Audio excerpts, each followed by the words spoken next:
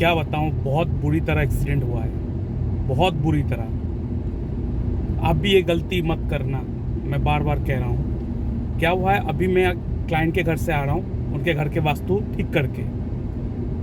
2 दिन पहले मुझे कॉल आया था कि एक व्यक्ति का एक्सीडेंट हुआ है बहुत बुरी तरह से, और उनके जो कमर में मुझे उसे चोट आई है, जिसके कारण वो अभी बिस्तर पे ही है, उठ नहीं पा रहा है। तो ट्रीटमेंट तो स्टार्ट करना ही है।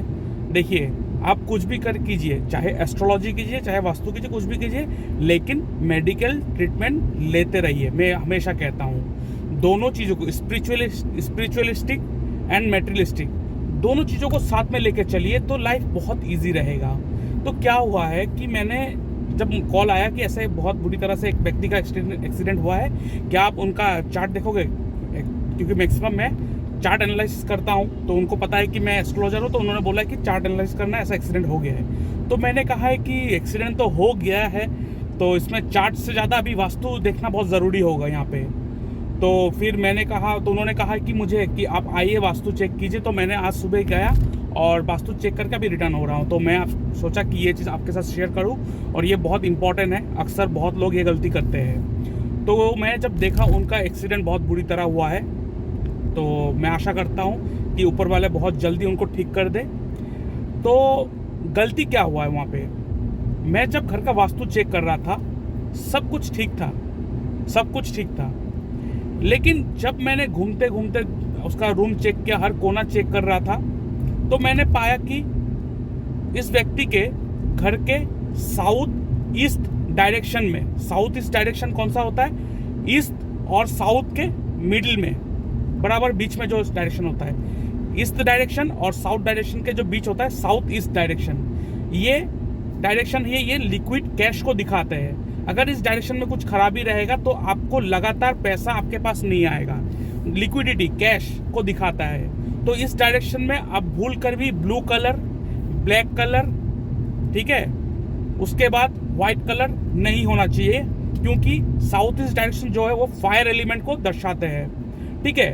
तो इस डायरेक्शन में कौन सा कलर हो सकता है, इसमें रेड कलर हो सकता है, लेकिन रेड आप मत यूज करना, ठीक है, ज्यादा तीखा कलर यूज नहीं करना है, हल्का पिंक, ठीक है, या ऑरेंज, हल्का लाइट कलर, जो रेड फैमिली में जो लाइट शेड आता है वो कलर करके रखो आप वहाँ पे, तो अच्छा है। उस डायरेक्शन में आप किचन बनाओ, सबसे बेस्ट है। इस डायरेक्शन में टॉयलेट नहीं होना चाहिए, ठीक है। अगर टॉयलेट होंगे, अगर यहाँ पे कोई एंटी एलिमेंट होगा, तो आपका जो डेली जो आने वाला जो पैसा है उसमें रुकावट आ जाएगा, क्योंकि ये लिक्विड कैश को दिखाते हैं, ठीक है।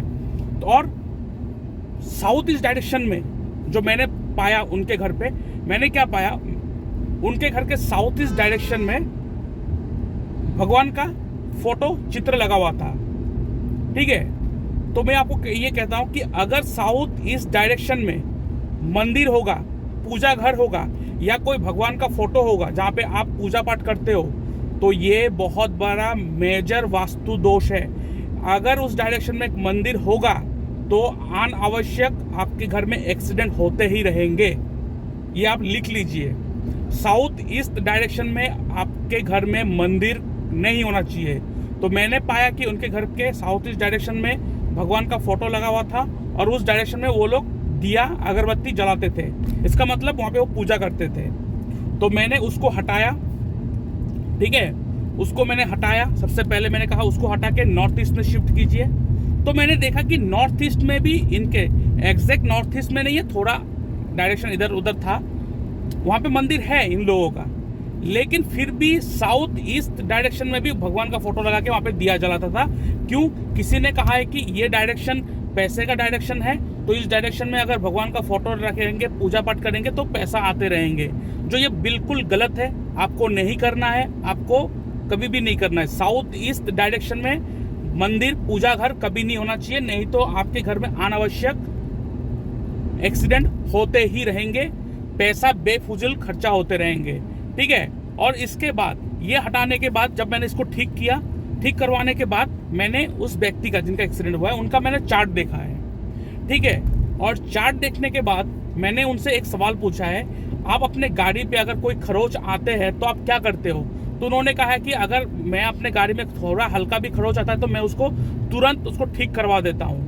तो मैंने कहा यही अपने गलती किया, ये नहीं करना है। ये मैंने क्यों कहा है, अब मैं एस्ट्रोलॉजिकल एस्पेक्ट आपको समझाऊंगा। देखिए, ये दो चीज़ आपको अगर मालूम है तो हर वो चीज़ आप ठीक रख सकते हो, नॉर्मली जनरली आप ट्रीटमेंट कर सकते हो। बाकी इन डेप्थ एनालिसिस अगर करवाना है तो आप अपना बार्थ चार्ट मुझसे एनालिसिस करवा सकते हो। कैसे करवाना है आगे आपको पता चल जाएगा, ठीक है। तो आपको क्या करना है, आपको अपना चार्ट निकल के देखना है, ठीक है। अब अपना कुंडली निकल के देखना है आपको। जो मैंने इनके कुंडली में पाया, मैंने पाया कि अगर आपके कुंडली में मंगल अगर चंद्र के साथ बैठा हो, ठीक है, मंगल अगर चंद्र के साथ बैठा हो या मंगल के त्रिकोण में चंद्र आता हो, ठीक है, अगर मंगल के साथ चंद्र बैठा हो या मंगल के त्रिकोण में चंद्र आता हो या मंगल चंद्र के राशि में बैठा हो या मंगल चौथे घर में बैठा हो। यह बहुत इंपॉर्टेंट सूत्र है, आपको याद रखना है। अगर आपके कुंडली में मंगल के साथ चंद्र बैठा हो या मंगल के त्रिकोण में चंद्र हो या मंगल चौथे घर में बैठा हो या मंगल चौथे राशि में बैठा हो, तो ऐसे व्यक्ति के वाहन में, चाहे वो कार हो, बाइक हो, उसमें खरोच, डेंट, छोटा मोटा खरोच डेंट लगेंगे ही लगेंगे जब वो गाड़ी खरीद के लाएंगे। और ये अच्छा है, डेंट या खरोच लगना चाहिए। देखेंगे अगर खरोच डेंट लगा है, अगर बड़ा लगा है उसे ठीक करो, लेकिन थोड़ा आप छोड़ दो। ये रेमेडी है। क्यों? जिसके कुंडली में चंद्र के साथ मंगल का युति हो, उनके साथ एक्सीडेंट होना वो लगा रहता है। तो अगर आप अपने कार में कोई खरोच आया, बाइक में कोई खरोच आया, उसको साफ करोगे तो नेक्स्ट टाइम उससे बड़ा खरोच आएगा, उसको ठीक करोगे उससे बड़ा खरोच आएगा। ऐसे करते करते आपके साथ एक बड़ा हादसा हो जाएगा एक दिन, ठीक है। मेरे कुंडली में मंगल चौथे राशि में बैठा हुआ है, 12th हाउस में। तो जब भी मैं पहले बाइक था मेरा, लाने के साथ हाथ से ही गिर गया था, मुझे बहुत गुस्सा आता, मैंने उसको ठीक किया, फिर कुछ पार्ट्स खराब हो गया। तो मुझे उस समय मुझे पता नहीं था, क्योंकि उस समय मुझे एस्ट्रोलॉजी वास्तु मैंने पढ़ा नहीं था। जब मैंने पढ़ा फिर मुझे समझ में आया। फिर उसके बाद मैंने कार लिया, अपना खुद का ड्रीम कार जो था वो मैंने लिया। लेने के बाद मेरे कार में 2-3 खरोच आया था, उसको मैंने ठीक करवा दिया, क्योंकि मुझे खरोच पसंद नहीं है। और एक्चुअली आप देखेंगे जिसके कुंडली में मंगल और चंद्र का युति होंगे ना, उसके खरोच आएगा ना कार और बाइक में, उसको मजा नहीं आएगा, उसको लगेगा उसको ठीक करना है, लेकिन यही नहीं करना है आपको। तो मैंने भी ऐसे ठीक करके रखता है। फिर एक दिन मैं बहुत दूर जा रहा था कुछ काम के लिए, पीछे से एक ट्रक ने आके मुझे धक्का मार दिया, लेकिन भगवान का शुक्र था, कुछ जोर से नहीं मारा, हल्का सा चोट लगा है। तो वो डेंट पीछे है, तो मैंने उस डेंट को हटाया नहीं। और जिस दिन से मैंने वो डेंट को हटाया नहीं, उस दिन से आज तक भगवान के दया से मेरे कार में कोई हादसा या कोई खरोच होना बंद हो गया। तो मैं आपको भी कहता हूं कि अगर आपकी कुंडली में चंद्र के साथ मंगल का कोई युति हो, दैट मीन्स अगर मंगल के साथ चंद्र बैठा हो या मंगल जो है वो चंद्र के राशि में बैठा हो, या चौथे घर में बैठा हो, या मंगल के त्रिकोण में चंद्र बैठा हो, तो आपके कार या बाइक में खरोच आएंगे और उस खरोच को आपको रहने देना है, उसको ठीक नहीं करना है। तब देखेंगे आपके साथ हादसा होना तय हो जाएगा। तो ये व्यक्ति जब कार चलाते थे, उनको क्या हुआ कि वो कार में खरोच आते ही उसको ठीक करवा देते थे। ऐसे करते करते ये 5th टाइम में इनका बहुत बड़ा हादसा हो गया।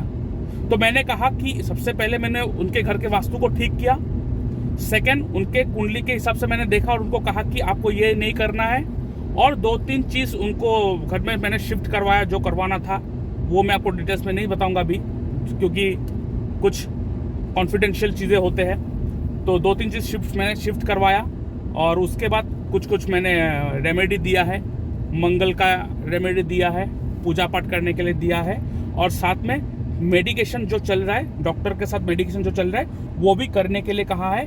क्योंकि मैं कभी किसी के खिलाफ में नहीं बोलता, ना मैं किसी न्यूमरोलॉजिस्ट के बारे में गलत कहूँगा, ना मैं किसी साइंस को गलत कहूँगा, अक्सर जो लोग करता है, क्योंकि हर साइंस ठीक है, हर साइंस आपके प्रॉब्लम को ठीक करने का मादा रखते हैं। लेकिन बात ऐसा है कि जो आपके प्रॉब्लम को ठीक करने आया है, उनके पास नॉलेज उस सब्जेक्ट का भरपूर होना चाहिए, ठीक है।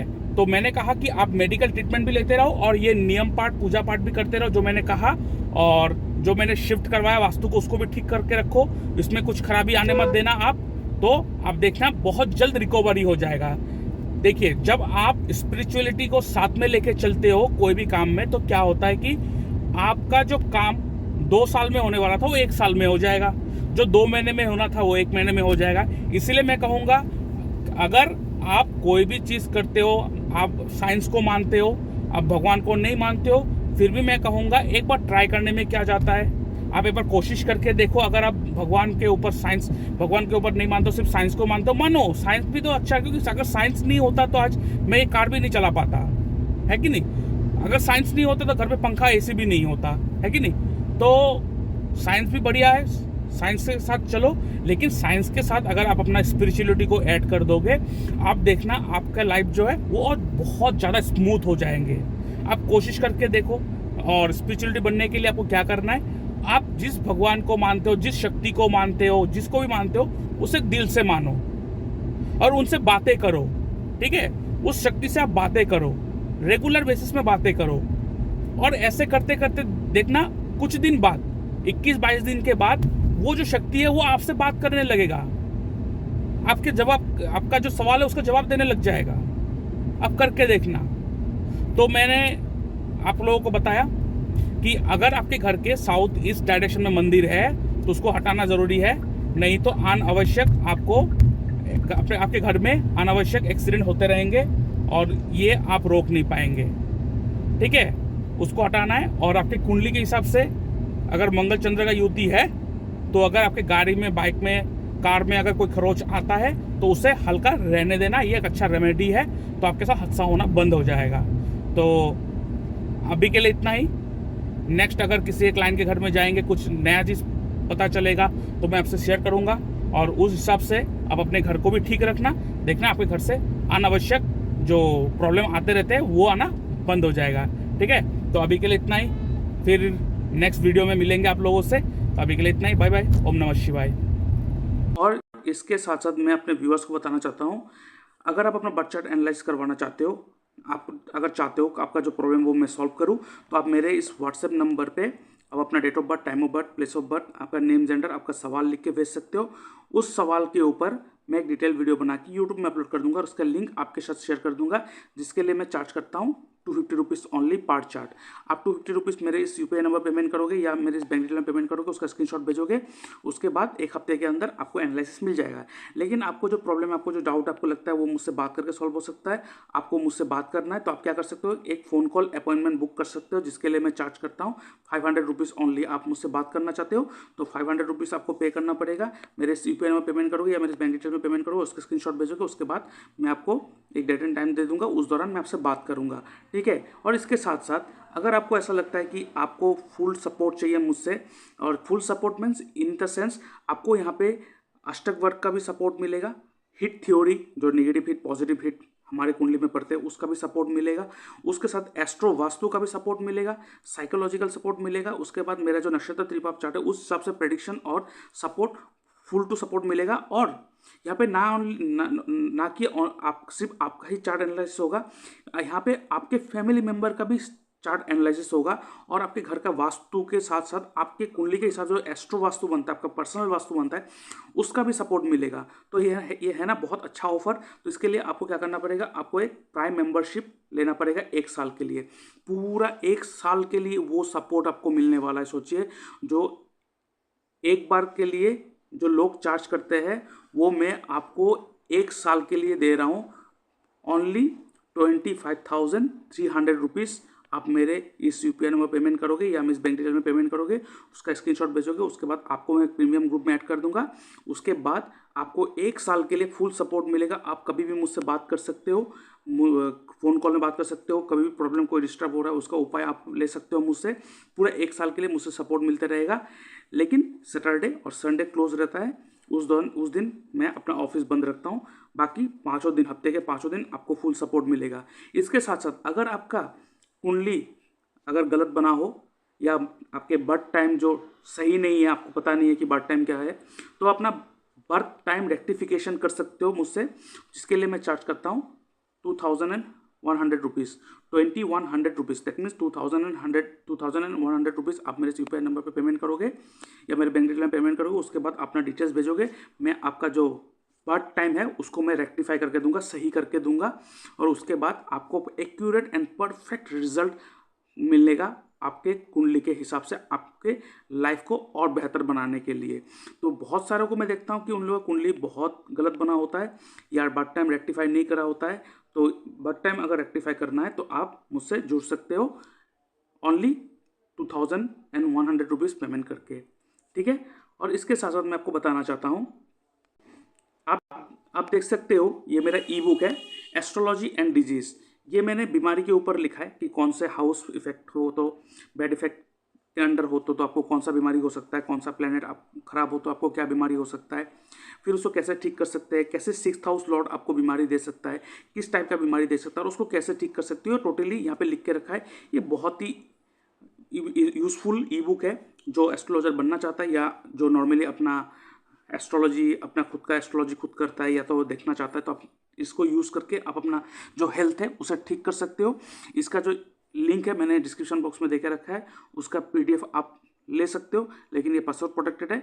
इसके लिए आपको मात्र पेमेंट करना पड़ेगा 99 रुपीज़ ओनली।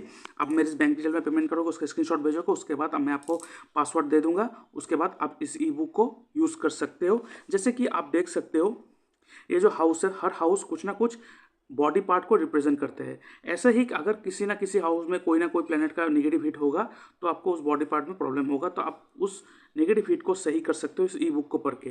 तो अभी जल्द से जल्द अब इस ई बुक को पढ़ो और आपको आज नया डायमेंशन मिलने वाला है जो शायद ही आपको पहले का भी पता चला होगा। इसमें बहुत अच्छा टॉपिक के ऊपर डिस्कस करके रखा, आप इसी बुक को ले सकते हो। ये है नक्षत्र त्रिपाप चार्ट। क्या आपको पता है इस चार्ट की मदद से आप अपना साल कैसा गुजरेगा ये देख सकते हो। ये देख सकते हो नक्षत्र लिखा हुआ, अश्विनी नक्षत्र, ऐसे 27 से 27 नक्षत्र दिया रखा है। आप अपने नक्षत्र को देख लो, उसके बाद आपका जो एज है, ठीक है, जो आपका एज है वो देख लो, लेकिन यहाँ पे रनिंग एज को देखना है। मान लीजिए आपका एज 26 है और 26 कंप्लीट हो गया तो कंप्लीट एज को नहीं पकड़ेंगे, जो रनिंग है 27 रनिंग, तो उस रनिंग एज को हम यहाँ पे पकड़ेंगे। अब रनिंग एज को पकड़ना, उसके बाद देखना वो एज, यहाँ पे सब एज लिखा हुआ है, देख सकते हो ये सब एज लिखा हुआ है पूरा। तो अब देखना आपका जो एज है वो निकाल लेना रनिंग एज को, उसके अंडर कौन सा 3 प्लेनेट का रूल होता है देख लो, यहाँ पे लिख के रखा है। यहाँ पे अगर नैसर्गिक शुभ प्लेनेट का अगर रूल हो तो वो साल आपके लिए अच्छा होगा, और अगर नैसर्गिक पापी प्लेनेट का रूल हो तो उस साल आपके लिए बहुत खराब जाएगा। यहाँ पे अगर तीनों के तीनों, जैसे कि यहाँ पे देख सकते हो त्रिपाप, केतु, राहु, केतु, मतलब यहाँ पे तीनों के तीनों पापी प्लेनेट का रूल है, तो ये साल बहुत खराब जाएगा। रेमेडी बहुत आवश्यक है, तो इस चार्ट तो आपके पास होना ही चाहिए। मान लीजिए आपने शादी के लिए अपना कुंडली मिलान कर ली, आपने डेट भी सिलेक्ट कर लिया, सब कुछ सही है, लेकिन ये नक्षत्र त्रिपाप चार्ट अगर उस साल आपके एज में त्रिपाप दिखा रहा है तो उस साल अगर आप शादी भी करोगे तो वो आपको तकलीफ देगा ही। ये बहुत स्ट्रॉन्ग रिजल्ट देते हैं ये चार्ट। आपको अगर दशा देखना भी ना आता हो, कुछ इशू नहीं है, इस चार्ट को ही आप अगर फॉलो कर लोगे आपका सारा का सारा काम हो जाएगा।